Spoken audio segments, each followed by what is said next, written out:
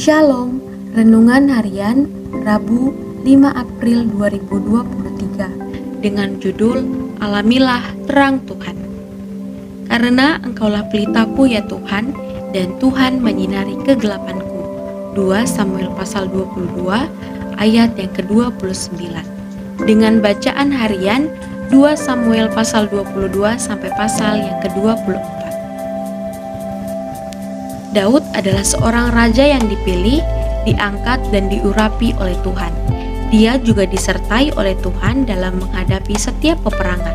Bahkan dari ketika dia belum menjadi seorang raja yang diakui oleh seluruh Israel, dia sudah menghadapi musuh-musuh Israel dan beroleh kemenangan demi kemenangan.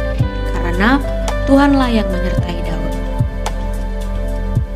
Tapi, tahukah kita, terlepas dari masa-masa kejayaan yang Daud alami sebagai seorang raja, ternyata dia juga pernah mengalami masa kegelapan dalam hidupnya. Mungkin kita masih ingat peristiwa ketika Daud jatuh dalam dosa perzinahan dengan Batsheba dalam 2 Samuel pasal 11 sampai pasal yang ke-12.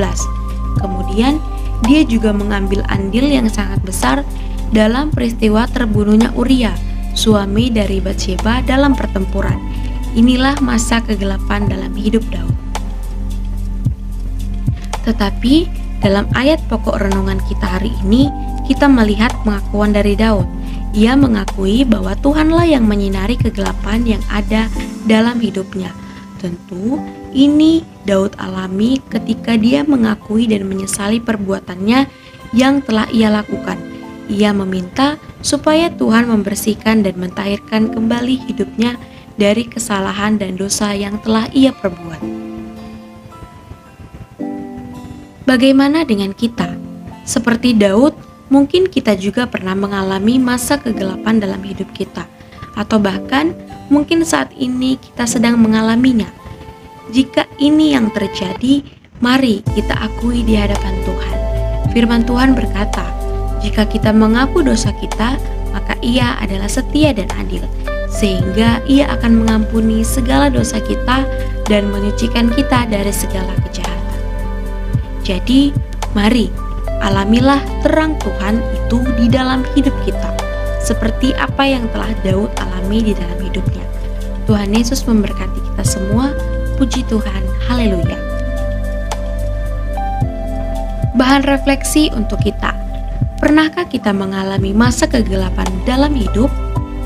Apa yang harus kita lakukan ketika ada dalam masa kegelapan? Mari kita berdoa.